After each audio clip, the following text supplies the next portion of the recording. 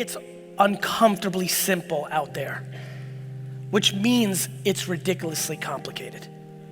What I mean by that is, it's no different. What I'm gonna talk to you about, whether it's life or business right now, is really no different than if this was a health conference. I would come and they would say, how do we get healthier? And I would stand up here and I would say, I'd like you to eat better and I'd like you to exercise every day. And I would say, thank you very much, and I'm out. That's actually the answer. But we don't wanna hear it. We'd rather buy $29 fucking apple vinegar shit. We'd rather buy some fucking thing that fucking tightens your waist, and performance enhancement drugs, and fucking ass implants, and all this other shit. The reality is it's super simple.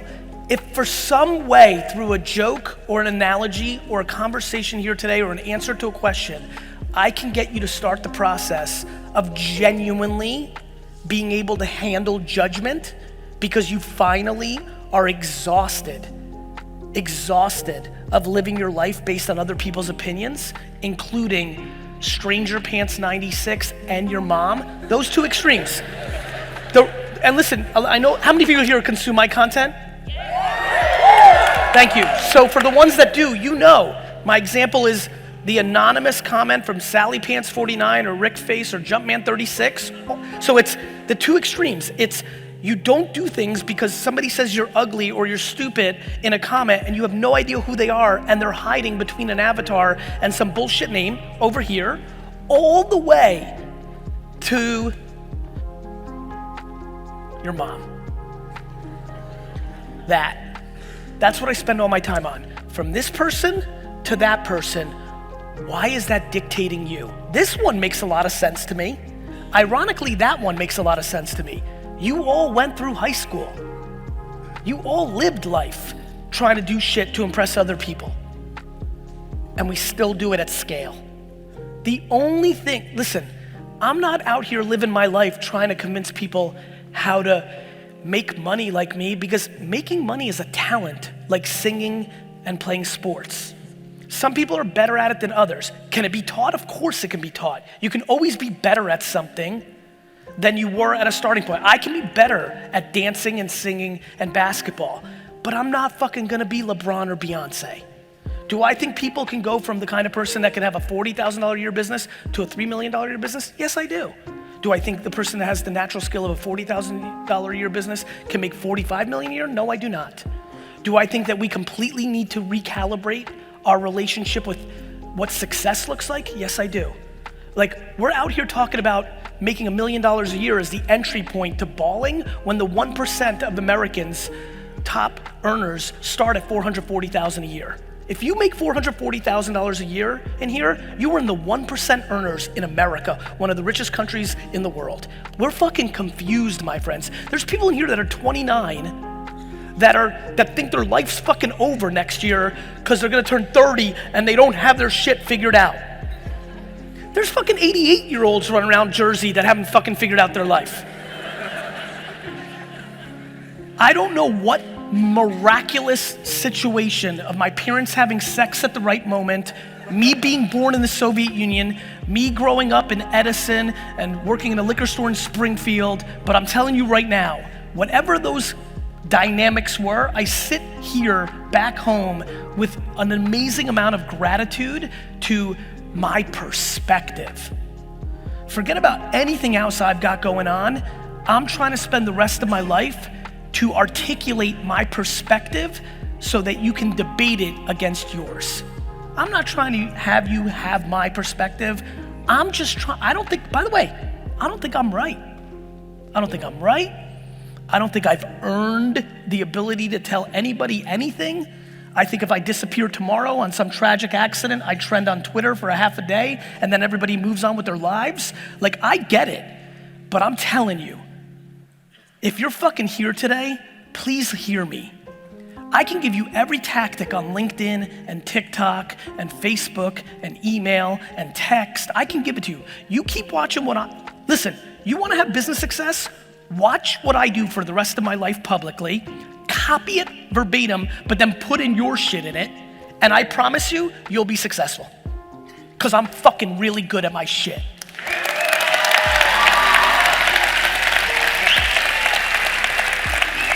That, my friends, is not the interesting part. The interesting part is, why can I do what I do? Why am I not scared to make content on TikTok when it's all teenage people, right? Why am I willing to spend a ton of time having a ton of different shit going on, and if something fails, I don't give a fuck? I have VaynerMedia, I have VaynerSports, I have empathy, I have a million things going on. Inevitably, some of those things are gonna fail. Things that shouldn't fail, but they're going to. When you have 87 things, you're not gonna go 87-0. My ability to deal with your judgment when I go 70-13 is my strength. Why are you only doing one thing? Why don't you do shit? Because you're fucking scared. The question is why? Like, I'm just trying to get to why. Like, who? Like, who's gonna cast judgment? My friends, every person here that's not 100% happy, including myself, is not doing something because of judgment of somebody else. 100. That's the fucking game. More importantly, how do you start chipping away in a world where you were parented or your environment made you that way? How do you chip away? Here's how. You storytell. That is the responsibility and almost the way I feel I live. I have figured out over the last decade or two, really actually half decade to a decade, I have gift for gab. Same reason I could sell, same reason, I'm a good storyteller. So I'm gonna give you stories. Why do I put out those analogies, those clips saying the same shit? Because there's only 15 truths. I just have to say them a million different ways to catch you at the right time with the right slang on the right platform at the right moment. I appreciate you too. I appreciate you too. You know how in high school you were worried about your zit? And fuck, I used to be scared as shit when I had a zit. I was like, fuck, I don't wanna go to fucking school. What I learned through life was nobody gave a fuck about my zit. They were worried about their zit.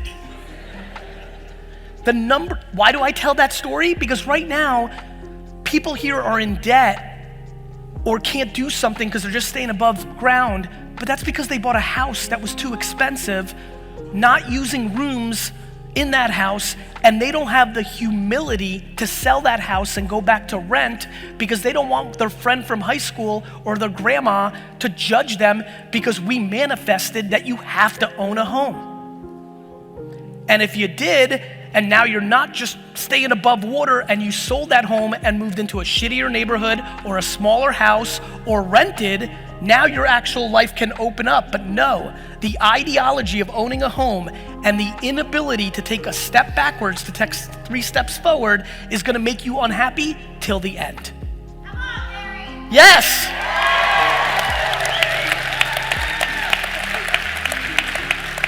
From the extreme of getting somebody in here this evening to go home and sell their fucking house, to getting one of you to not buy a pair of off-whites that you can't afford, in those 2 extremes are no different than fucking Sally Pants 98 to your mom. This is a game of the edges. This is a game of the edges. Everybody's focused in the middle. 90%, 95%, 99% of the shit you think about and you consume is in the middle, so you don't pay attention to the edges. It's a fucking game of the edges. Once you get your relationship down with the 7 fucking people that matter the most in your life and actually get to the place of saying, I love you, but fuck you. And once you get to that same relationship over here, which is super simple, I'm not sure I even know you, and fuck you.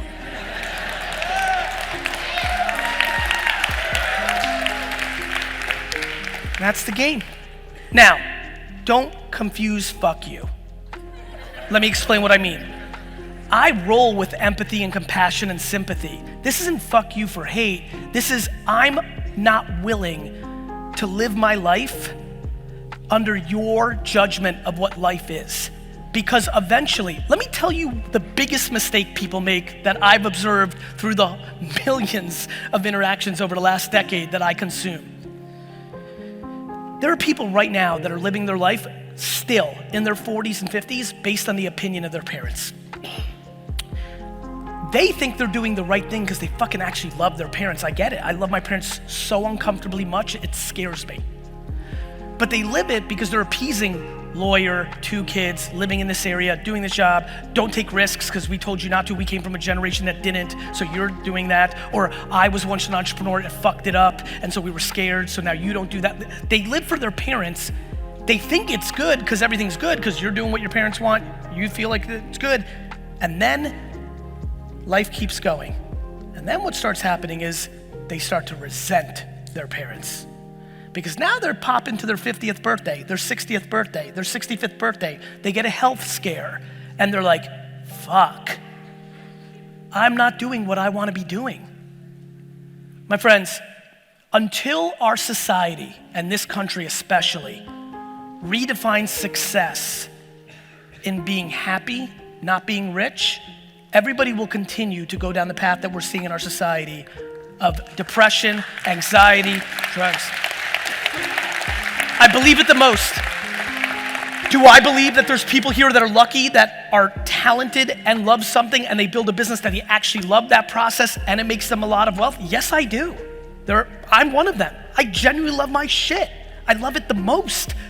Thank God it also manifested in financial success. But if you watched my behavior, you would realize it's the chase.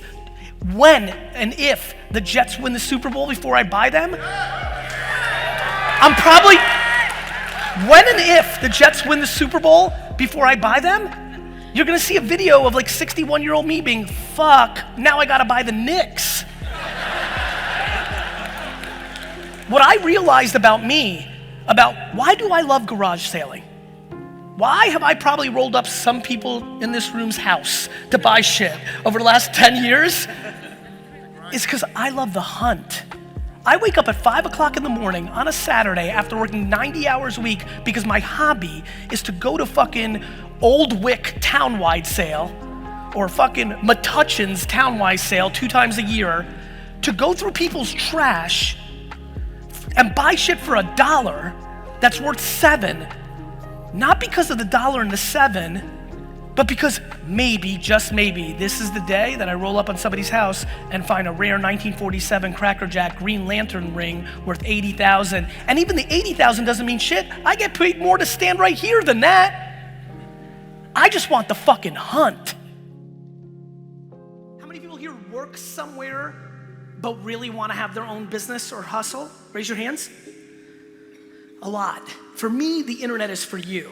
For me, if I sat down with these 2 dudes, the black shirt and the white shirt right in this 3rd row, and they both raised their hands, for me, it's not about, if I was sitting down with you for 3 hours, it's not about coming up with a business that's gonna do 10 million bucks.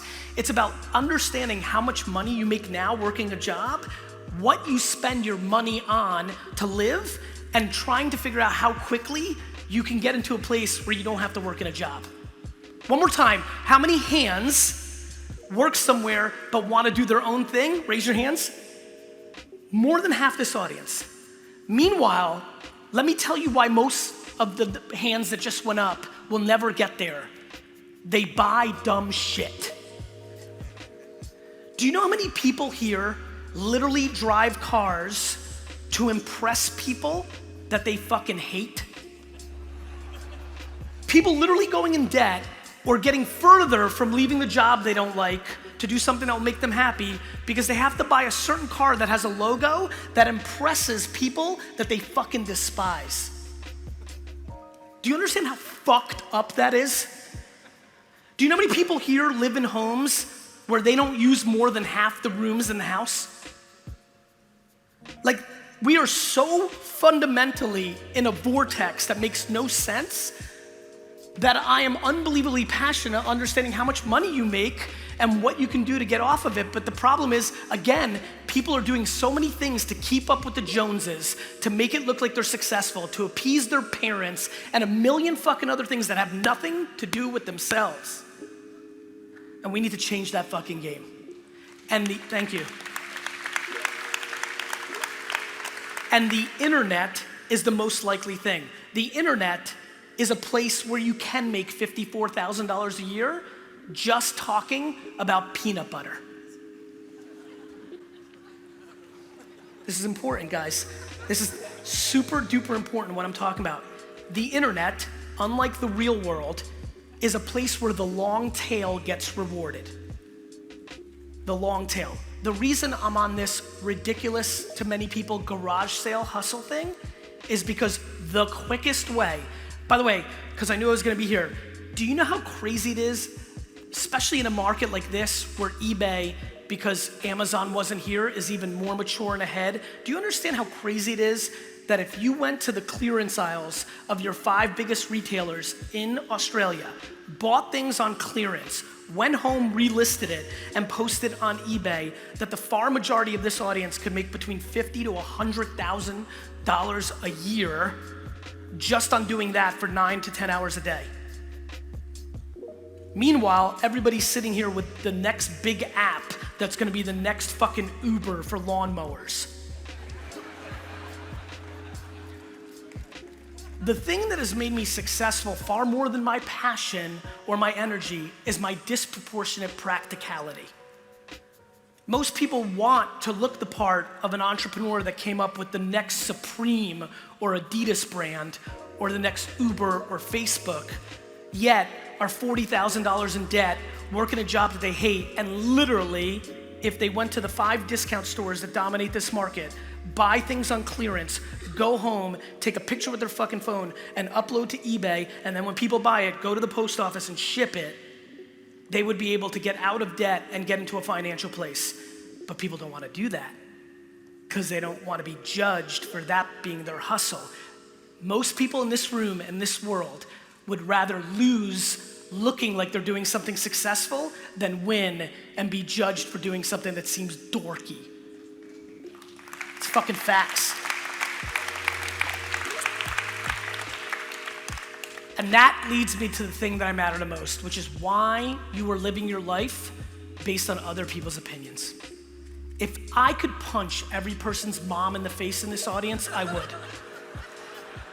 It's scary to me how much pressure parents put on their kids and use them as products to look good to the other parents that they're spending their time on when it is not in the best interest of their kids' happiness.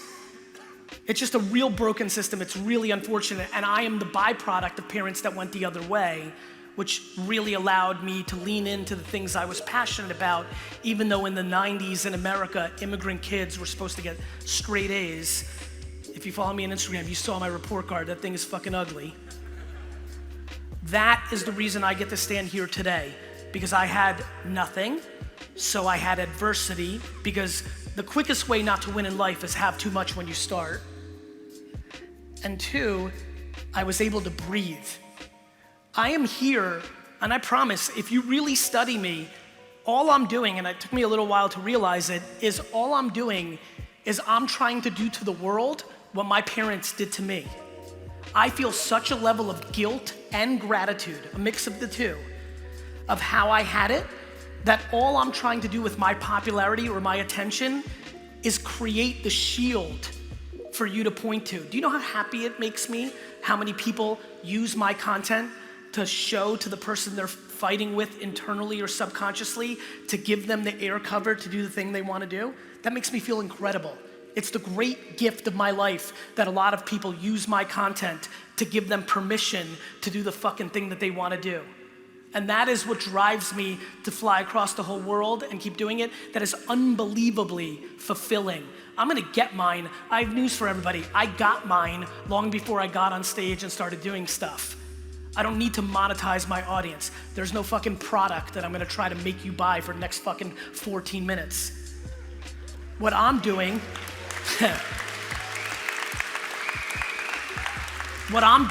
is trying to be happy when I fly home in a couple of days and read the emails from people. And by the way, I get them every day. Every day I get emails that start with, I was $47,000 in debt a year ago, and now I've got a business doing 300,000. I don't know why it took me 4.5 years to finally do what you've been saying. And that's the thing, just so you understand what, why. I love when people are like, GaryVee, like the comments are just so fun. GaryVee, like, you suck, bro, you repeat the same shit. I'm like, cause it's right, dick face. The reason I keep repeating it, the reason I believe in it, is because I know for so many of you, even though you've seen it 87 times, this moment in real life at this time might be the time it happens. That's how it actually works. This is a game of perspective. Either you understand what's happening or not.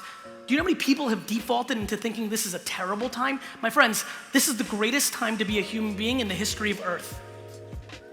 I mean, I don't know what else to tell you. This is like math. This is not my opinion. This is what's going on with genocide and health, life expectancy. Like, this is the best.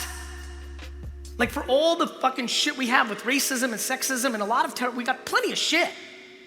Meanwhile, they had the Black Plague. Meanwhile, they had World War fucking II. Meanwhile, they had real shit. And we sit around and complain about the dumbest shit in the world. People complain about like getting the wrong milk in their coffee from a barista. Or that your Wi-Fi is a little slower than normal, asshole. Like you're upset. You can feel the speed is a little lower. Or you got a few less likes than you're usually getting on a post. Like the stuff that we actually spend time on is fascinating to me. It is a complete and utter lack of perspective. And so I spend all my time trying to contextualize what's actually happening. And what's actually happening is the internet is finally mature enough that is at such a scale that literally every person in this room can win, and not at the expense of anybody else in this room, because the long tail is that huge if they're willing to lean into things that most people aren't willing to lean into. Humility. Getting quiet in their head from everybody else's judgment. Patience as fuck. Patience as fuck. Nobody has ever built anything meaningful overnight. People have inherited money. You can win the lotto. It happens, but not for the 99.9%. And all of this is available to every person here if they're willing to figure out how they communicate to the world. And now the most important part. I laugh at you. You know why? Because a lot of you commented about this conference today during the day. Some of you complained that people came up here and sold, right? I am a weird fucking dude. I decided to look at everybody here who complained about people up here to sell, and I decided to audit their social media profiles, their Facebook pages and Twitter accounts. Let me tell you about all the people that complained that people came up here and sold. Every fucking post out of their mouth on their Facebook is selling shit.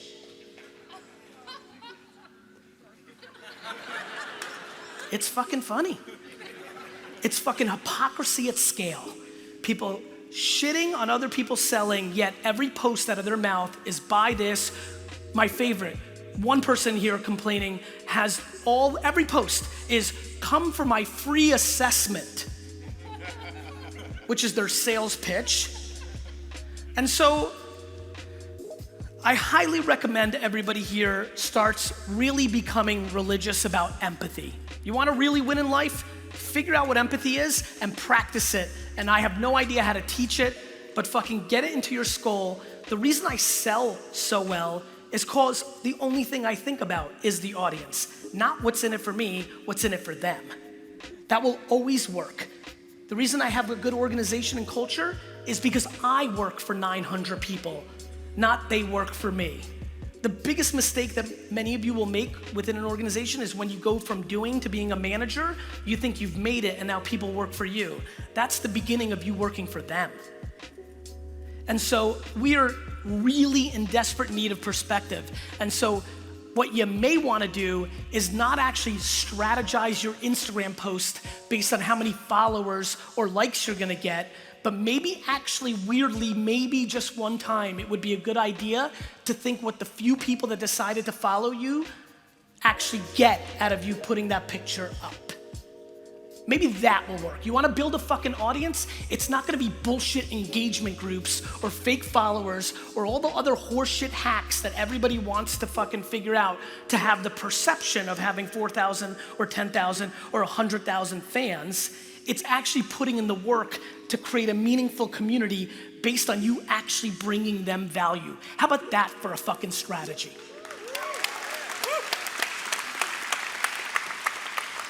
And another thing while I'm on that, for so many people that are complaining that they don't have a big enough audience, how do you have the audacity to wish for more fans when you don't go into your own comments, when you only get 17 of them, and reply to the people that are already part of your community? From 2007 to 2011, when nobody knew who the fuck I was, and Twitter was the platform of the day, I spent every day replying to every single tweet that made a mention of me, and used to go to sleep at 3 and 4 o'clock in the morning until I completely got to everybody, and that's how I built my foundation. People want the glitz and the glamour and the caviar, but they're not willing to eat the shit. Period. If you don't understand how this actually plays out, there is no fucking shortcut. There's no hack, there's no tip, there's just the work. My favorite are the fitness influencers on Instagram. They figured it out in fitness. They eat well, they work out every day, they're so disciplined, yet for their business or their social media following, they're looking for the fucking shortcut. The shit they make fun of that people do in health, they're doing in social and in business. It's cliche, I see it every day. My friends, please understand what I'm about to tell you. Social media's golden era will go away. Just like search engines' golden era went away and email's golden era went away. Everything we're talking about right now is in the prime of its career. The prime, like an athlete or a supermodel, at the apex. Over the next decade or two, it will lose its throne. Most likely, in my opinion, to voice devices like Alexa and Google, which are gonna steal our attention because of the level of convenience it brings to our lives. But visual is always gonna play, and it will always have a place, just like email, not as good as it was in 1997, but still an outrageously effective way to sell and market even to this day. It's not like it's gonna die, it's just not gonna be as fucking awesome as it is right now. You're sitting here, if you're at this conference, you're paying attention to what I'm saying. Now my question is, are you really gonna allow me to make fun of you in 7 years for not doing anything about it? Somebody asked me earlier today a question that led me to answering, most people don't act on what I'm talking about. So much of what I'm talking about is very based in patience. It's very based in grinding work ethic work. I'm so not interested in anything short term, and I feel like everyone is attracted to the next big platform or blockchain and cryptocurrency or cannabis or a quick trade or investment. Let it be very clear, Sydney, that the way I think about the world sits in decades, not in months. Almost half the questions I got on text and DM in the last month were framed in a version of, hey GaryVee, how can I make a lot of money quickly? And there may not be a single person on earth that is worse at answering that question than me. My ability or interest in creating quick money is almost non-existent. And I'm fascinated by how few people win in quick moves, yet the majority of people are looking for it. There is no system, there is no passive income framework, there is no sure bet, there is no guaranteed return. There is lunch pail and hard hat, day in and day out, grinding and trying to bring value to the people that you're trying to sell something to. And it's in perpetuity. And so we are so fortunate to be living during this time where the internet on your phone has created such substantial scale for all of us. None of our grandparents had the luxury of being able to build something significant that they could live off of on the power of something that was in their pocket. And yet, everybody is looking for the why nots instead of the whys, meaning I am fascinated by the ability right now of humans to demonize technology. Kids should be off iPads more. Social media leads to anxiety and negativity. We are demonizing these technologies because what these technologies are doing right now is they're exposing us, they're not changing us. Every single person in this room, whether they're trying to build a personal brand and speak and write books, or they're trying to sell their new bikini brand direct to consumer, or their cereal, or real estate, or financial advice, or running for mayor or president, whatever you're doing in this room, from that corner to that corner, unless you have the attention of people and unless you articulate what you want to happen in a form that makes them want to act on it, you are completely irrelevant. The reason I pump out so much content in written, audio, and video form every single day across 10 different platforms, including podcast, email, and my text messaging platform, is because the cost of entry to be successful in society is predicated on communicating at scale. If you do not understand that part, if you do not understand that there's an enormous need to make compelling content to excite somebody to consider to do whatever you're up to, unless you understand that framework, you are outrageously vulnerable. Just because you think your videos are funny or good doesn't mean they do. Just because you think you make the best chocolate shake, if nobody knows about it, it's not gonna matter. So, please understand what the internet is actually doing. What the internet is actually doing at scale is it's shrinking the value of everything besides communication. If you're not building brand or awareness, you're becoming irrelevant. What's fascinating to me about that is so many people have those ambitions, but they're not creating the actions that lead to it. I was on the radio this morning when I first got here, and somebody called and said, I'm trying to build my whole business on Instagram and photography. And I asked him, how many times a day are you posting? He said, once. And I said to myself, you're trying to build your entire life based on Instagram, and you genuinely believe posting one time a day is going to be the gateway to that? I have never been able to really get down on business because I basically make pretend in my mind when something awful happens in business that instead of this awful thing that happened, we had a great day, but I got a phone call that one of the 10 people I love the most died in a horrific accident, and it just wakes me up and puts me in perspective. I have business in a very big perspective. I am unbelievably not interested in money. I do not validate myself. I'm not interested in flashy shit. I'm into the game. Money is great, it's fine, it rewards a lot of opportunity, but the stress is easy when you don't have your emotions wrapped up in the success of your business. Yeah. Like, I love doing business. Like, the reason I garage sale or go do a week at a baseball card show like I just did is because I love the process, not the gifts that are given to me personally from the business.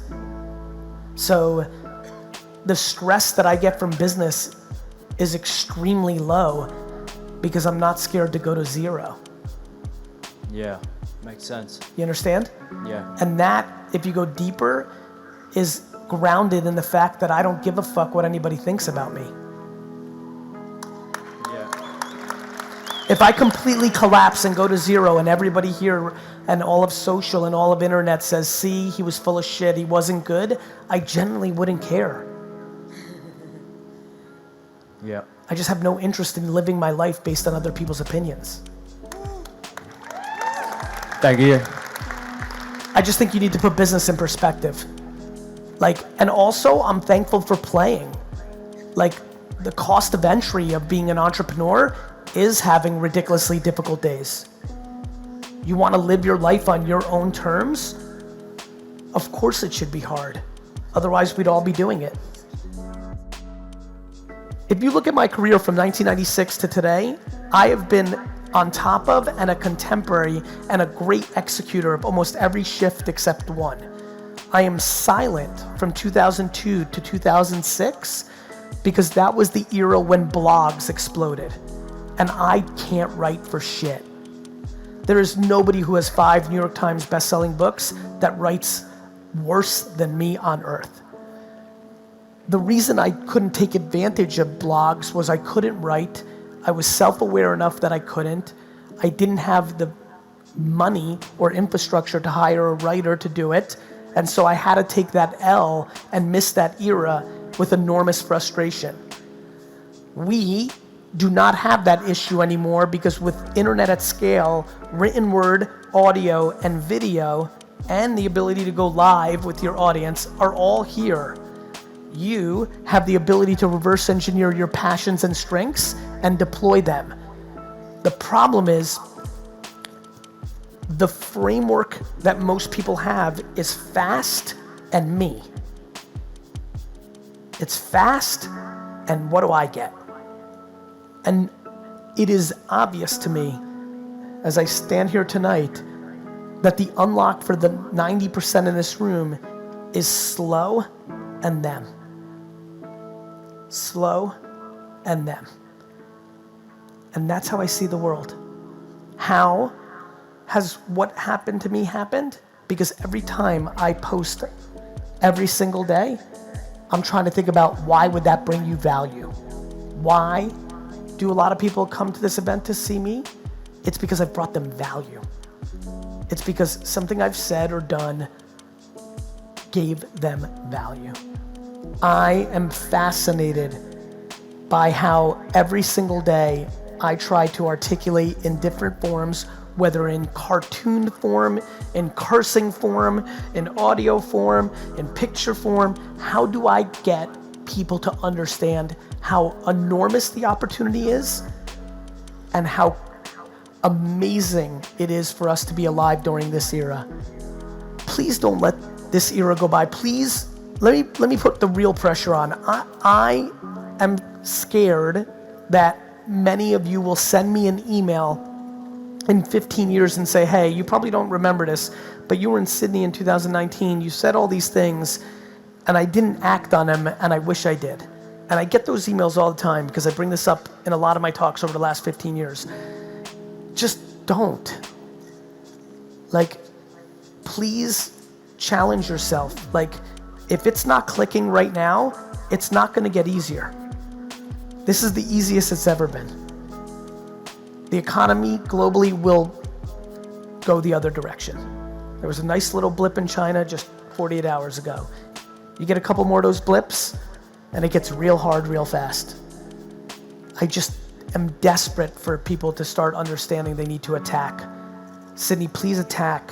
Please take my focused energy this evening in understanding that there's no reason to be passive anymore in your communication. Nothing matters more than communicating on an everyday basis on the internet. Nothing. Nothing. There's no system. There's no funnel. Nothing matters more than bringing value to the end consumer in content on a daily basis as an awareness play to what you do for a living. Nothing. It's called building brand. It takes a long time, but it will absolutely be the best thing that you possibly do. Thank you.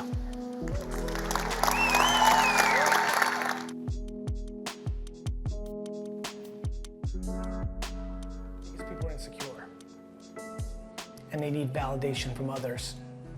And I think they use items to get validation from others. I really do. I think when I think about anything I buy, it's 100% for me. Even all the tchotchkes, the thrill of finding them at a garage sale, or like the one thing I actually buy that I think is silly is like custom New York Jets jerseys, but it's so for me. And I'm happy that I don't buy things for other people's opinions, but I think most people do. I just watched last night your Melbourne talk that you gave, I believe it was past winter. Yeah. And you were talking about, you were essentially encouraging 30 to 40-year-olds to downsize, move back with the parents. Where does that come from? There's something very in the air that is manifesting to me that's clear, which is we have a lot of people out there that really pretty much live their lives based on other people's opinions. And I just know that right now somebody's listening or watching who overextended themselves and owns things they can't afford, actually desperately loves their parents. Like, you know, it probably comes from a place of like, secretly, I'd like to still be living with my parents. I like them so much. It'd be nice. You know, I don't feel a burden if I walk through the kitchen and be like, hey mom, like I can live my life, but like it'd be nice to say, hey mom, like I like it. Anyway, nonetheless, I think a lot of people are overextended and I think they could restart.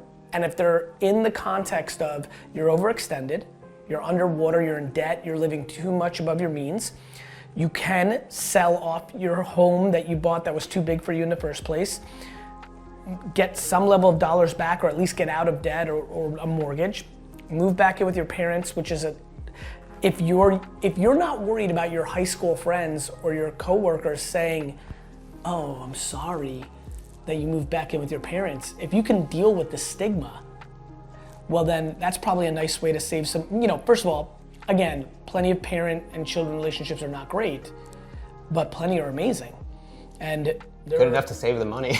There's millions of relationships out there where both the kid and the parent would think it's the greatest thing that ever happened that the kid came back and lived there for a year or two, including the family, but you know, people have pride or have a preconceived notion that that's unacceptable. That's in the air. And so I'm trying to start conversations that I believe in. I believe there are hundreds of thousands of people who would become miraculously happier if they saw the world in a different way and did something as practical and as out of left field in at least today's popular society as selling their home, getting back that equity, moving in with their folks for a couple years and reestablishing a career. You know, one of the big things that I'm passionate about is, are you doing something you enjoy to do? Like happiness and fulfillment has to become a much bigger part of the conversation than financial upside. I'm always very hurt when people think that I'm pushing hustle and too much work and make it for the money. You know, my behavior doesn't map to that. And then being flexible enough to allow yourself to adjust. Your life changes when you have a child. You know, he's a different man at 22 than he is at 28. You can't beat yourself up for changing your mind. You just have to be thoughtful and self-aware of why you're changing your mind. Sure. Maybe the person you fall in love with is materialistic and you're just in love with him or her. You just are. You fucking love them. You want to marry them and they love shit. So all of a sudden you're buying shit that you never bought before.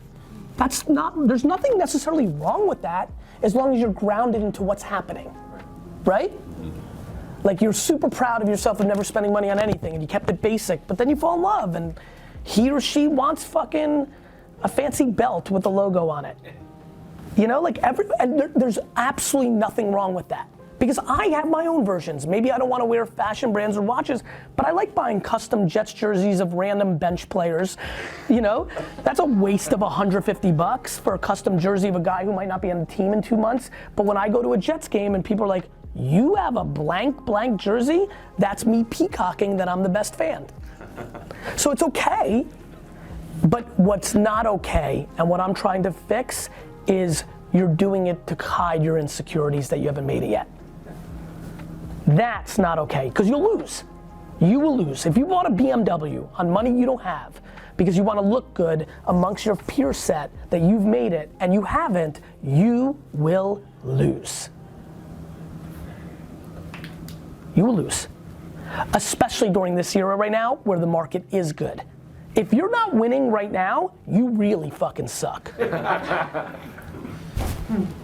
It's the truth. Because this is not fucking, 2001, this is not 2008. You know how many less people buy water filtration systems when the fucking market collapses? Less people. You know how many less people buy fucking cases of $4,000 wine like today is happening at Wine Library when the market collapses? Less people. You know how many less people are buying fucking homes? A lot less people. Real life. And like, what's so fun for me is this is 100%. I will not live the rest of my life in a bullish market and growth. So like recalling, like I can't wait to air this content the day the whole fucking world melts. And it's gonna be like, I told you so, and I hope you did something about it. Because now it gets really weird. I heard you make that comment about student loan debt. I'm gonna be so right about that. Oh yeah. I'm gonna be so historically right about that. They're lending money to kids in huge debt. There's nothing else to say. There's nothing else to say. The banks are doing it again. This time it's not bullshit mortgage, things you guys understand better. Still don't fully, I mean, I understand packaging up horse shit and not having a true recognition, a true system. They're like, you guys probably in the younger, you guys know, you have friends or acquaintances who are $180,000 in debt on 9% interest, are making $47,000 a year and are buying expensive shit or have a new apartment. Dude, It's true. It's true. It's going to be so bad. Coming up with a business that's going to do 10 million bucks. It's about understanding how much money you make now working a job, what you spend your money on to live, and trying to figure out how quickly you can get into a place where you don't have to work in a job. One more time, how many hands work somewhere but want to do their own thing? Raise your hands. More than half this audience. Meanwhile, let me tell you why most of the hands that just went up will never get there. They buy dumb shit. Do you know how many people here literally drive cars to impress people that they fucking hate? People literally going in debt or getting further from leaving the job they don't like to do something that will make them happy because they have to buy a certain car that has a logo that impresses people that they fucking despise. Do you understand how fucked up that is? Do you know how many people here live in homes where they don't use more than half the rooms in the house? Like, we are so fundamentally in a vortex that makes no sense that I am unbelievably passionate understanding how much money you make and what you can do to get off of it. But the problem is, again, people are doing so many things to keep up with the Joneses, to make it look like they're successful, to appease their parents, and a million fucking other things that have nothing to do with themselves. And we need to change that fucking game. And thank you. And the internet is the most likely thing. The internet is a place where you can make $54,000 a year just talking about peanut butter. I know tens of thousands of people, and I know thousands of people extremely well, and I know hundreds of people deeply well. There is no correlation between how much money someone makes and their level of happiness. I have friends who make $47,000 a year and are the happiest people I know. Their work-life balance is on point. They're part of 2 soccer teams. They play video games. They watch every show they want. They take 2 vacations that they scrap together, and they're freaking happy as hell. And I know tons of people who I grew up with in the Silicon Valley boom who have hundreds of millions of dollars in their bank account and are as miserable and as lonely and as broken as you'll ever see. So I implore all of you to please reverse engineer and figure out who you are and figure out what level of monetizing and stuff you need and what level of creativity you need. I promise you one thing that will catch you very off guard. I should be way more rich. I leave money on the table every day. I've left ungodly amounts of money on the table. I spend tons of times sending DMs and engaging with people, meeting people randomly and not cashing in. I actually believe the statement I'm about to make. I think that I love the journey and the game of entrepreneurship so much that I have subconsciously sabotaged my financial upside to make sure I can play this a little longer because I fear if the numbers keep getting too big, eventually it will take the fun out of it. When you are lucky enough, like I am, to actually do something that you love so much, do something that puts pressure against the one thing you care about besides it, which is the time I spend with my family. My family is my whole life. And being this and doing this is the only thing that cuts into that. I couldn't breathe if I wasn't an entrepreneur. I didn't breathe when I wasn't an entrepreneur. That's the reason I got D's and F's in school, because I just couldn't be me. What's gonna happen is you're gonna have, when you really know in business, it's gonna be 2 things. Very early significant success, and you're loving it for not the money. That's why all the other stuff matters so much. If you're not trying to catch up to Rick, if you're not trying to impress Sally, then the way you're gonna know is you love it for loving it, not for the money it's giving it to you. So many of my internet contemporaries, because I can't call them friends, because I can't be friends with somebody like this, love stuff because of the money. They loved affiliate marketing because of the money. They love network marketing and MLM because of the money. If you're the kind of person that's okay with like ripping people off for your own self-gain because you need the money and you're that insecure, I'm not gonna, who the fuck am I? I'm not gonna judge you, it's just not my cup of tea. It's not who I am or what I'm about or who I want to associate with. I don't care how fast your car is or how hot your chicks are. Just not interested. It's gonna be fun to watch you. Yeah, it is. Yeah. I'm probably, because if I don't figure out what I want to do until I graduate, my dad's probably gonna pull my ears and put him in his business. That makes sense. Back in India. The good news is you don't have to go. You think you have to go because you're letting them have a leverage point. And that leverage is normally money, not love. Kids love to say, everybody comes up with excuses. Kids too. You love to say you don't want to let your dad down. What you mean is you're not sure how you're going to maintain a decent lifestyle. It's people's inability or want to pay the price for the big stuff. Which is crazy to me in college, because that's when you should find your homies.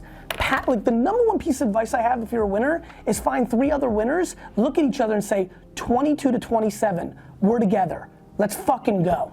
And now with the internet, when people are building businesses, you don't need New York or San Francisco or San Diego.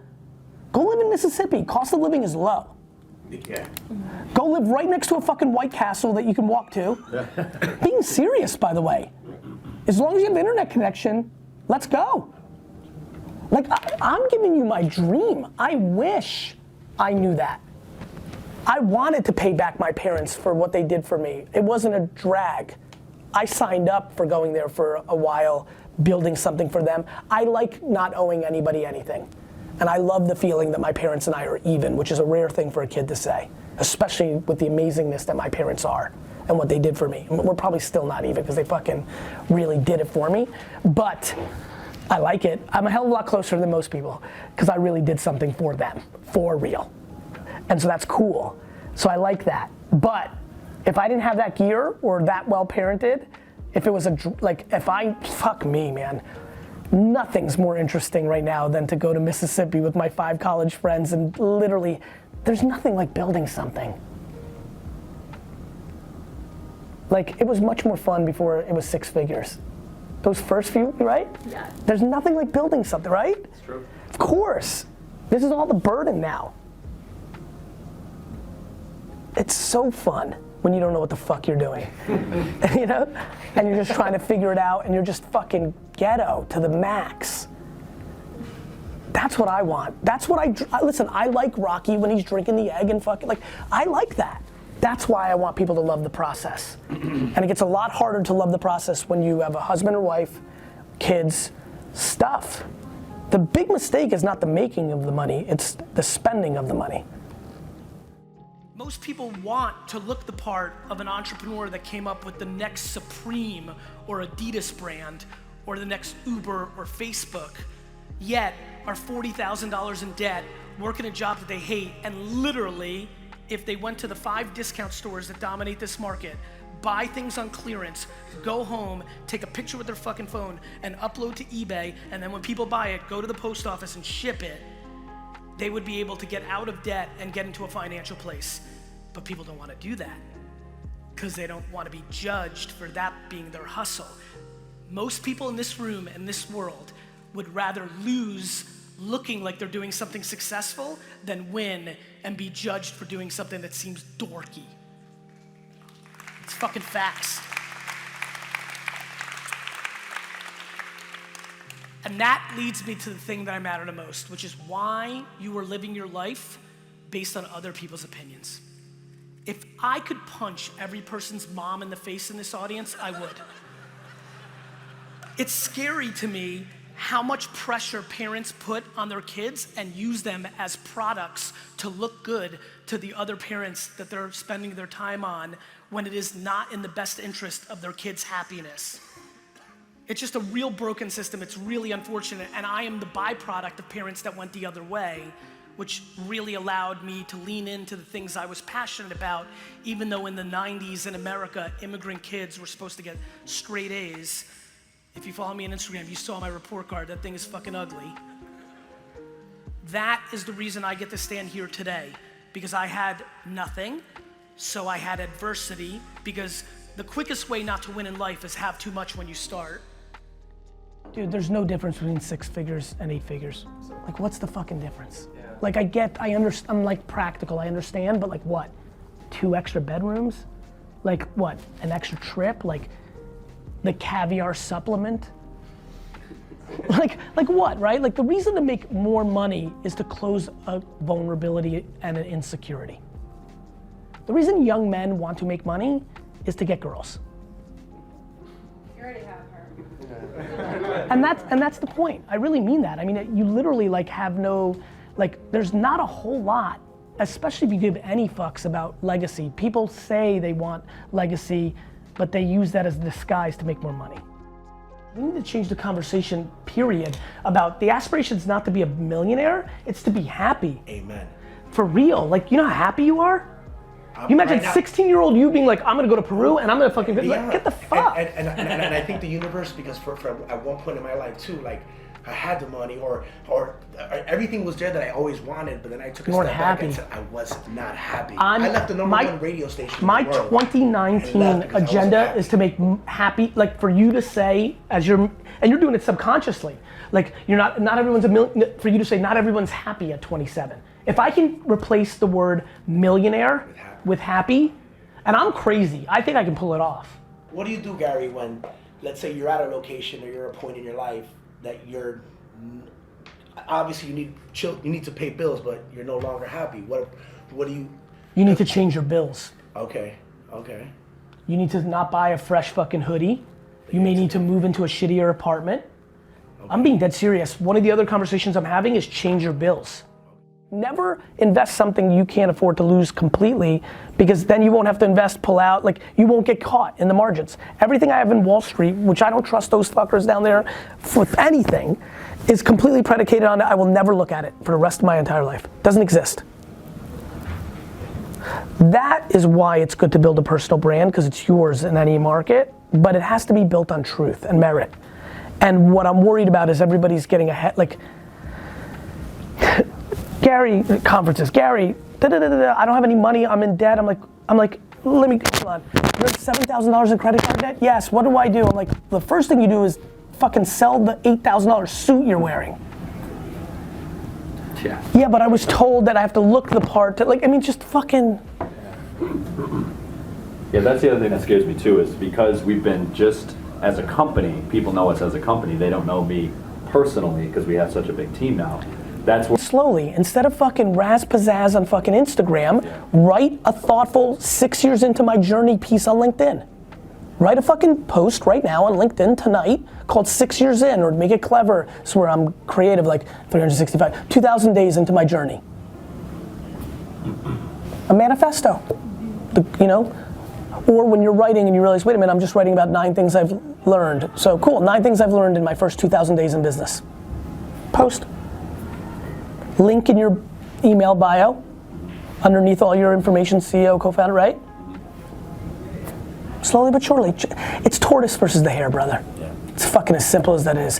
What's so confusing is I have the energy of a super hare, but the actions of a tortoise. What's actually happening is the internet is finally mature enough that is at such a scale that literally every person in this room can win, and not at the expense of anybody else in this room, because the long tail is that huge if they're willing to lean into things that most people aren't willing to lean into.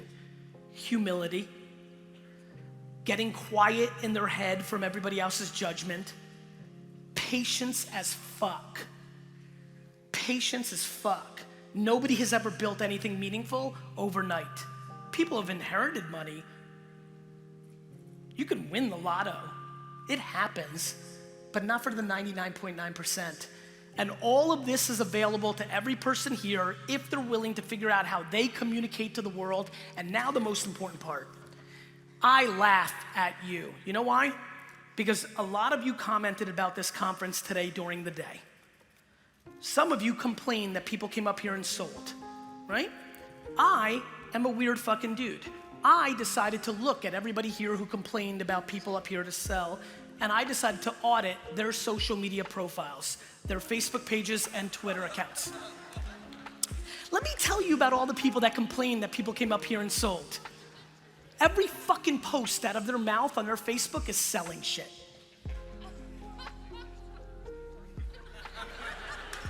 It's fucking funny. It's fucking hypocrisy at scale. People shitting on other people selling, yet every post out of their mouth is buy this.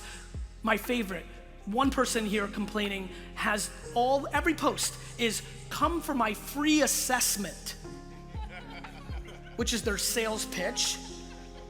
And so I highly recommend everybody here starts really becoming religious about empathy. You want to really win in life? Figure out what empathy is and practice it. And I have no idea how to teach it, but fucking get it into your skull. The reason I sell so well is cause the only thing I think about is the audience. Not what's in it for me, what's in it for them. That will always work. The reason I have a good organization and culture is because I work for 900 people, not they work for me. The biggest mistake that many of you will make within an organization is when you go from doing to being a manager, you think you've made it and now people work for you. That's the beginning of you working for them. And so we are really in desperate need of perspective. And so what you may want to do is not actually strategize your Instagram post based on how many followers or likes you're gonna get, but maybe actually weirdly, maybe just one time, it would be a good idea to think what the few people that decided to follow you actually get out of you putting that picture up. Maybe that will work. You wanna build a fucking audience? It's not gonna be bullshit engagement groups or fake followers or all the other horseshit hacks that everybody wants to fucking figure out to have the perception of having 4,000 or 10,000 or 100,000 fans. It's actually putting in the work to create a meaningful community based on you actually bringing them value. How about that for a fucking strategy?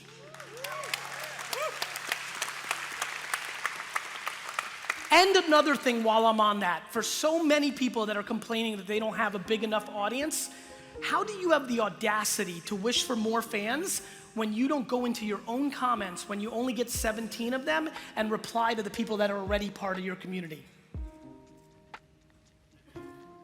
From 2007 to 2011, when nobody knew who the fuck I was, and Twitter was the platform of the day, I spent every day replying to every single tweet that made a mention of me, and used to go to sleep at 3 and 4 o'clock in the morning until I completely got to everybody, and that's how I built my foundation.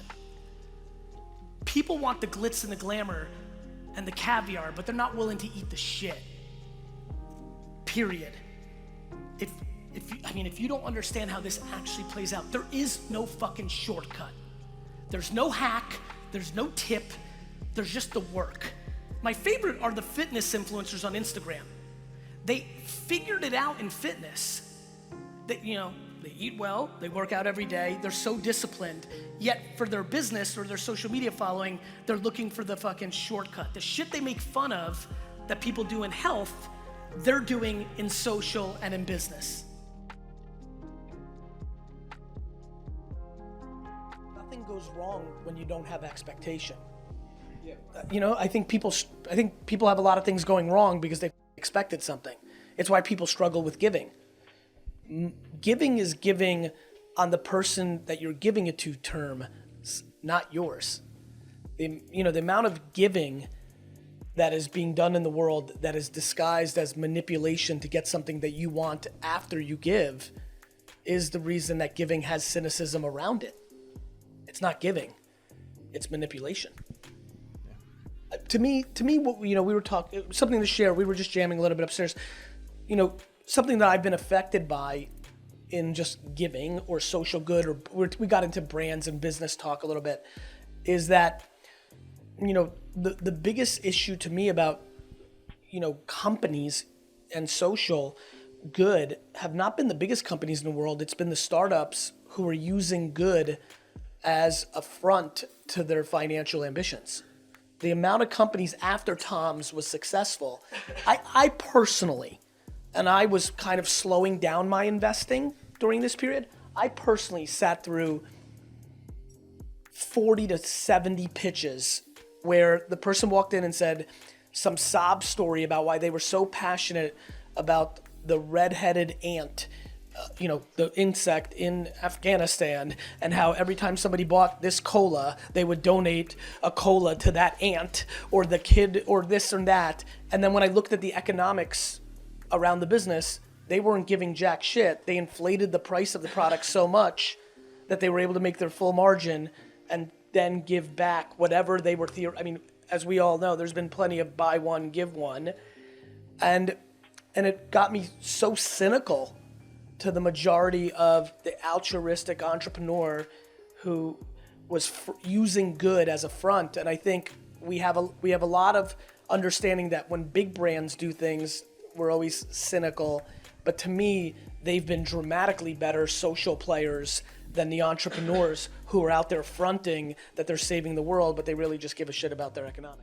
It's funny, I'm so comfortable publicizing I want to buy a sports franchise, but I'm outrageously uncomfortable, and a lot of my inner circle's curious about, I'm uncomfortable talking about the things I do in nonprofit. I once had to, after I got into a huge Twitter rant 7 years ago, meet somebody at a Starbucks and show them my tax return because I got into this tiff. Nonetheless, why I bring that up is I'm fascinated by what people want to talk about, don't want to talk about, and I think that's up to everybody. But in that same parallel, the thing that became more obvious to me is it's stunning that at this point in my life, it's far more easy for me to write a check to a nonprofit than sit on the boards that I'm on or actually give time, right? And I think it's, and by the way, I tell when I say that a lot of times I had a friend who heard me say that in some podcast, and he hit me up, I got on the phone with him, he's like, man, I feel bad, I should start doing some actually giving time. I'm like, bro, I'll be honest with you, plenty of organizations need money.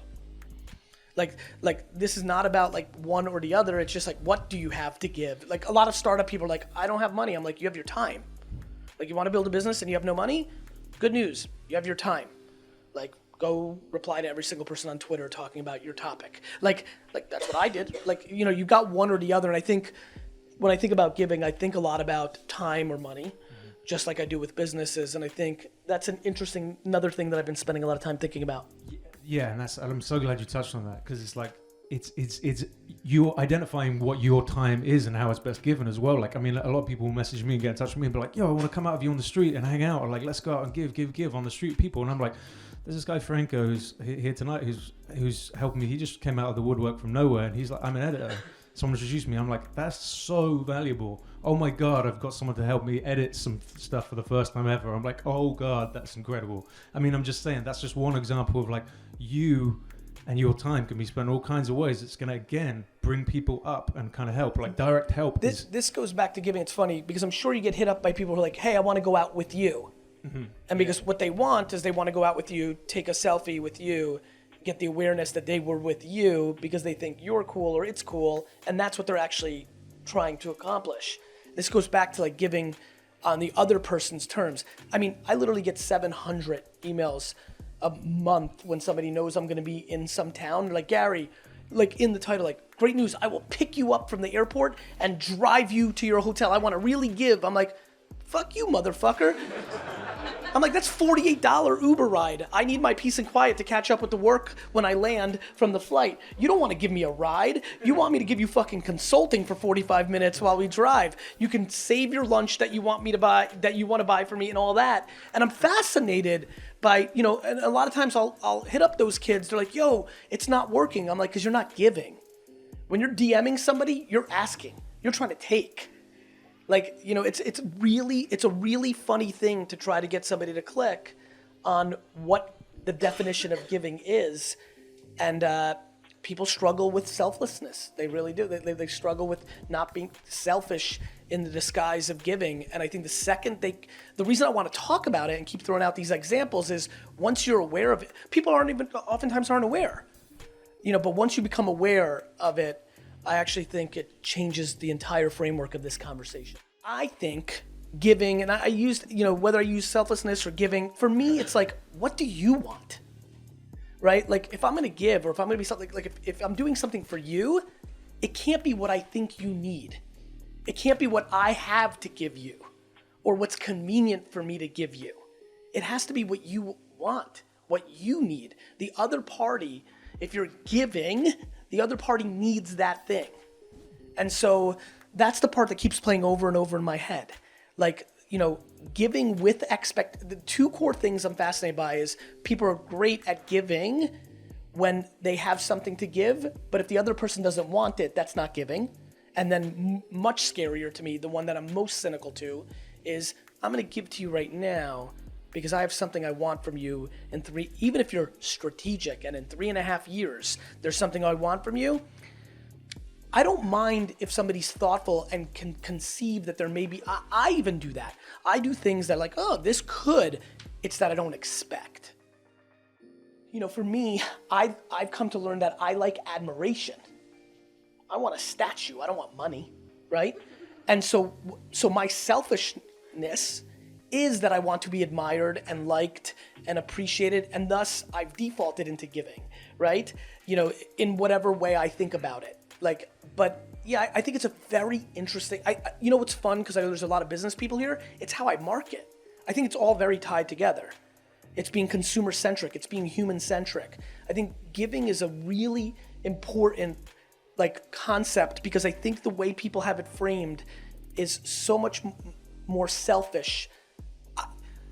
I'm gonna share something I've shared very few times in my life. Probably the single biggest disappointing moment in my life of something I absolutely did not see at all.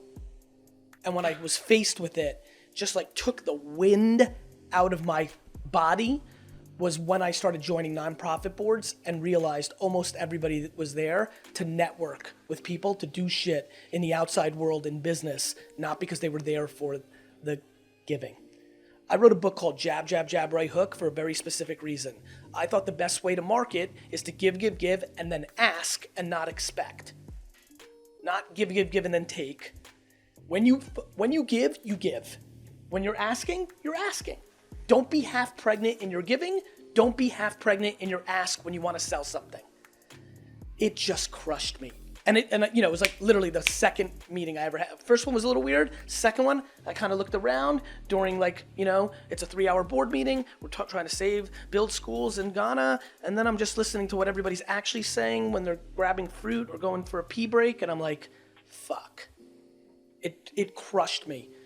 And then I saw it again heavily with when Tom's was successful, the give one, like that was very obvious to me. And I see companies doing it all the time.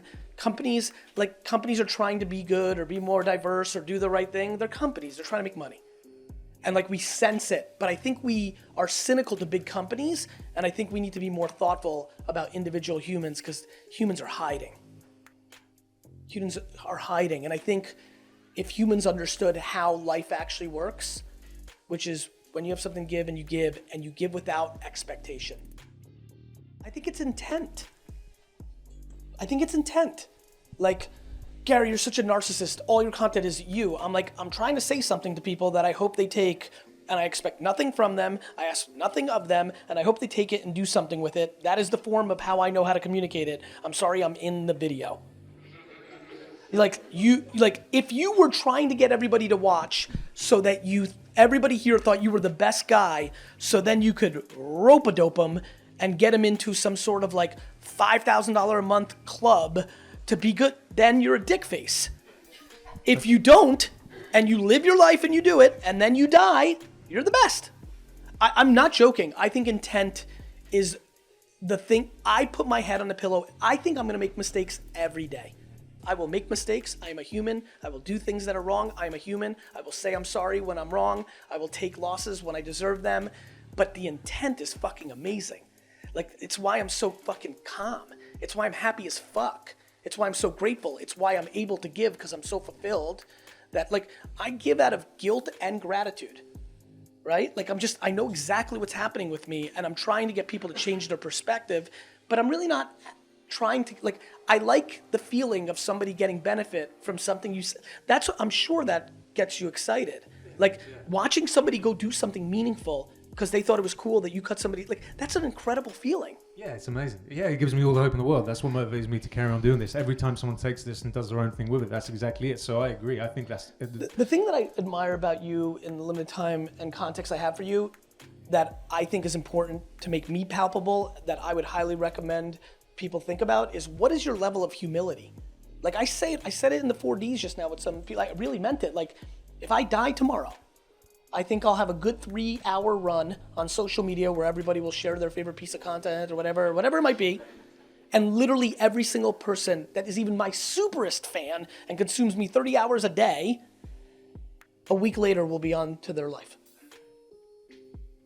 And I think when you actually, like I'm trying to I want to impact 7.7 billion people. That is my ambition. My ambition is to share what my mom did so well with me and pass it on. And my mom, my dad, my circumstances, but really my fucking mom, the way she parented me in that optimism and positivity, but with accountability, right? That balance, which I think we've lost in modern parenting. If I can share that, impact people, get them into perspective, like I push out my content like 400 trillion to 1. Look, if you who likes math in here? You should be happy as fuck. Because when I tell you that your likelihood of being born is 400 trillion to 1, and you go and do the math behind it and actually accept the modern science behind this, which is 400 trillion to 1. If you actually wrap your fucking head around the fact that we're all humans and we're sitting here right now, and the likelihood of that is literally impossible, I don't know, all of a sudden shit gets happy. I'm being serious. I'm being real serious. People are like, why are you so happy? I'm like, if 13 people didn't die today, everything else is manageable. And I really live my life that way, and that leads to happiness, but that's perspective, and that lets you, but that is my goal. My goal is the wiring and serendipity of my DNA. Now that there's an internet, I'm like, fuck it, let me share it at scale. I enjoy it. I like getting stopped at the airport and somebody saying, like, I love it, and I'm gonna do it, and I wanna reach all 7.7 billion people. I mean it with all my heart. But I also mean, and I mean this, and I think I can, and I might, and I really mean that. And I also think I mean jack shit. And once you get that fucking balance, shit gets good. First and foremost, everybody should do whatever the fuck they want. Like, what my opinion means jack shit. There are people, like, my point of view is, for me, just me, I like to build things that are business, and then I get profits, and with some of those profits, I like to do good things. I like separation. Jab, jab, jab, right hook.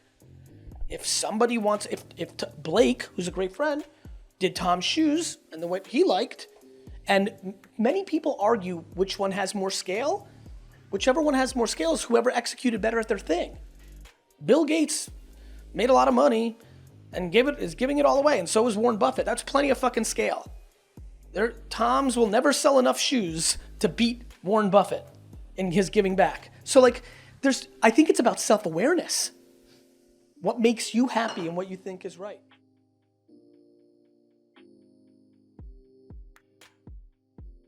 Everybody's got talent. Some kind.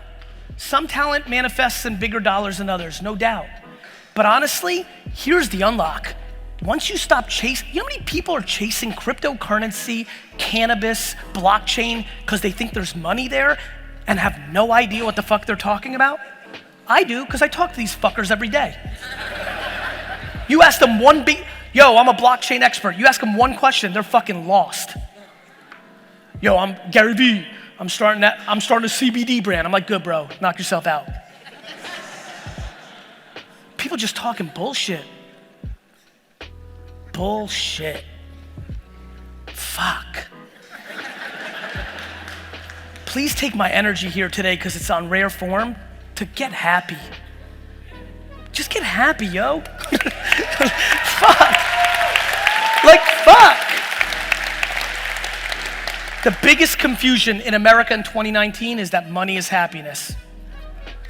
Biggest.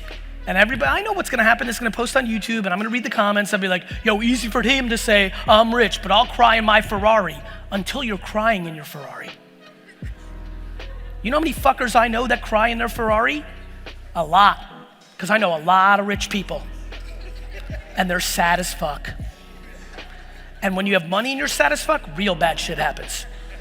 Because that shit goes from cognac and weed to cocaine and guns in your fucking mouth.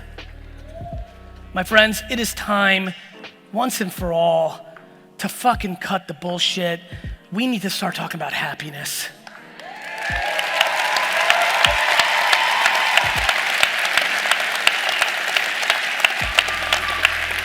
If you're making $37K a year in this room as a teacher, but you came here to figure out what business can get you to $1 million a year, but you fucking skip home whistling out of happiness because you're impacting young people's lives,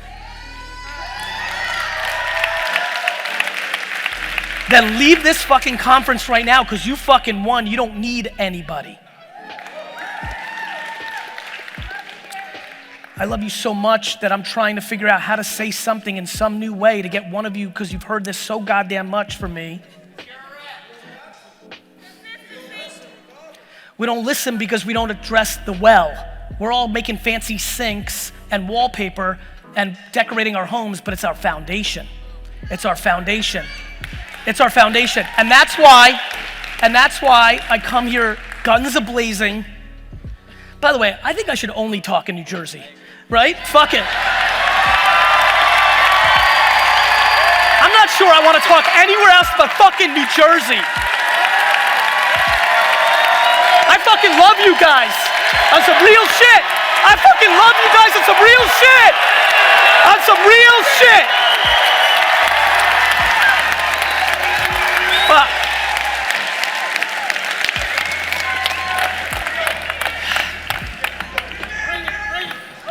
My friends, it's so easy out here. It's so fucking easy, and nobody wants to go there because you're scared of judgment. Just listen, the amount of poison that is sitting in this room is unheard of. There's so much hurt in here, and you're scared to put it out. You want to really get happy? Go home after this, make an Instagram video, and talk about your uncle abusing you, you stealing money one day, you selling drugs and somebody dying that you knew because of your drugs that you sold them, the fact that you stole, the fact that you did bad shit. Get the poison out of your mouth.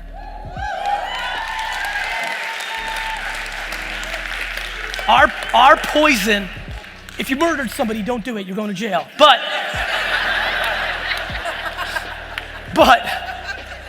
for the most part, or just finally just making a video and being like, yo, I'm scared. Vulnerability is strength. Like, you know how many people in here know they're not an entrepreneur, but it says it in their bio?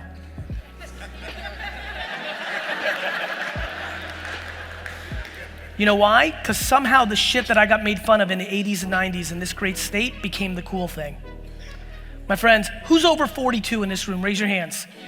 Tell these youngsters how not cool entrepreneurship was. It was if you didn't get good grades and went to a great school, that was it, unless you were an athlete or something. But it was like, there was no selling stuff. But then fucking they made a movie and Justin Timberlake said, you know what's cooler than $1 million? $1 billion, and everybody went off. That's what happened. And now now the baby wants to hang out with me. You understand? This is crazy shit. This is crazy shit. The entrepreneur became the cool thing, which immediately means every 13-year-old on earth right now wants to be one.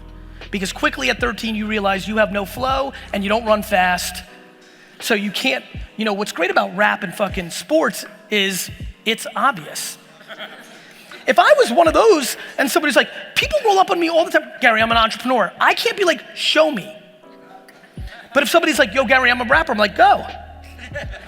Yo, Gary, I'm a basketball player, I'm like, show me. The reason this entrepreneur thing is so scary is you can hide. You can hide. And what I know is that there's a lot of people in this room who are number 3s, who are number 7s, who are number 13s, and could be happy. Let me tell you about entrepreneurship. If you don't have the stomach for that shit, it will eat you up. It will eat you up. To be a great entrepreneur, you actually can't hear anything. Because the second you hear something, you won't take the risks or make the jumps or the moves to actually go. Do you know how many people are gonna go out of business in the next 2 or 3 years because they don't have the humility to show people that they're actually failing currently, so they'd rather completely go out of business on some hope shit? It's real out here. It's real out here. It's time. Listen, Every time I hit the stage, knowing it's being recorded, I'm like, is this gonna be, listen, I've never had really, outside my first one, really, I've never really had a talk go super duper duper duper viral. I've never had a talk get 100 million views. You know, and every time I go out here, I'm like, is this gonna be the one? You know?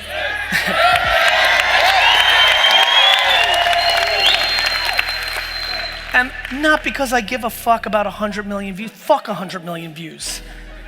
Because I want this conversation to go. As a matter of fact, if all of you promised me to take this conversation and make your own version of the conversation so that the collective gets to 100 million and I get a view, a single view, I'm good. I'm gonna get everything by myself like I always have. Yeah, Gary. What I want is what I know is happening in this room right now, which is this is real. This is the actual conversation. And every fucking person in here knows it. You know how much we hate being honest with ourselves? We love tricking ourselves. It feels better. It's not fun to say you suck, especially when you put something on a pedestal. We've put entrepreneurship on a pedestal, and now everybody wants to be good at it. I get it. It's just hard. Like real hard. Like really hard. Guys, let me remind you something. How many people here have a business? If you're not annihilating it right now, you suck. This is the easiest time in the history of America to be successful at business. For everybody that just raised their hand that isn't annihilating it, you suck. That's not fun for me to say. I just really want to make sure, there's a lot of youngsters in here, a lot of first timers, even if you're 50. This is the easiest. The economy's been cruising for a decade. There's so much money in the system. Of course there's things. It's easier for white males to get funding. I understand all that. I've never gotten funding. You can start from zero. Many people start from zero. If you're not, let me say this super crystal clear. If you're not crushing it right now in your business, it is highly likely that you're not good at it. You might have just started last week, so you haven't had enough time. On some real shit, because I know hands are not gonna wanna go up as much right now. How many people here have been doing their business for 3 years? Raise your hands, raise them high, own it. I'm telling you, if it's not crushing, you got a problem. And that's okay.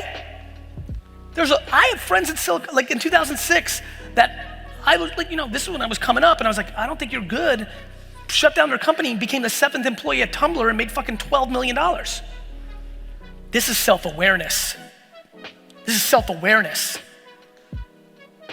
You have to be honest with yourself, because if you're incapable of that, you have no prayer of happiness. And being honest with yourself is hard. Being your biggest critic, do you know how delusional? Do you know how hard, my friends, we are so good at casting judgment on everybody else. We're unstoppable at that. Keyboard warriors on Twitter, everyone. We're not doing that to ourselves. Now, do not confuse that with you're grinding and the company hasn't turned yet and now you're gonna bail too soon. Everything is about balance. Here's my bigger question. If you're in year 6 of your company after this little rant and it's not crushing, but you're happy as fuck, you won.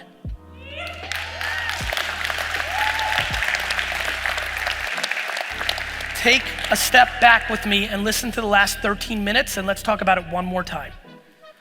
I come out, we talk about the pressure on you should be succeeding because it's easy. You're not. You're 3 years in, you're not. Now you're feeling like, oh, fuck GaryVee, But then the twist at the end. If you fucking love it, let's go. Let me tell you why I'm scared and what I want to push into the system right now. I believe the following. I believe that there's a lot of people here whose business is unsuccessful because they're aiming to make it a $10 million business and they don't have it in them. Had they taken a step back And instead of doing a business around real estate investing or cannabis or CBD or social or a t-shirt brand or whatever the fuck, if they took a step back and said, okay, because everybody comes in hot. Every kid that starts a t-shirt brand rolls into my office or my DM and is like, yo, I'm about to build the next Supreme. I'm like, no, you're not. Anybody who's gonna build the next Supreme doesn't tell somebody they're building the next Supreme. They tell themselves. But if you took a step back and actually said, what do I fucking like? Like, what do you like? Like, what are you about? What are your interests? What do you like? How do you take a step back and focus on what you like and then build a practical business around that? I so believe in that shit. Now, that business might be $84,000 a year. If you like Smurfs and you start a fucking Smurf podcast and sell Smurf hoodies, I do not believe that business is gonna do 8.3 million a year. My question is, which one's better? Is it better to be happy, hit on a number, and live within those means?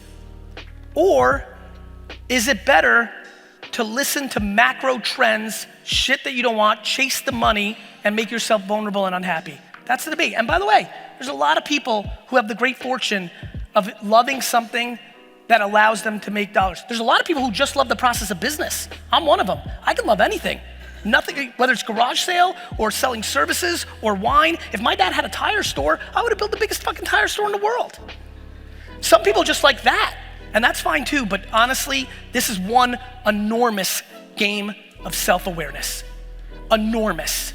Around really getting into your skills. The skills can be taught. My friends, Google and YouTube will teach you everything. What do you want to know? Google and YouTube will teach it to you. Do you want the tactics? Google and YouTube will teach it to you. You want to build a website with a funnel that creates a subscription business? Free. Google YouTube. Google YouTube. This is not about Google YouTube. This is not about the tactics. This is about the structure, the strategy, the self-awareness, the mindset, and really taking this conversation deeper to really know what you're about and how you got here. To change up your shit, you have to do new shit. There's so many people here on year 20 of trying to figure it out to get there, but they've been doing the same thing in different ways. Just listening to a different voice, a different ebook, a different seminar, but doing the same hustle with a different disguise. You want new shit, you gotta do new shit.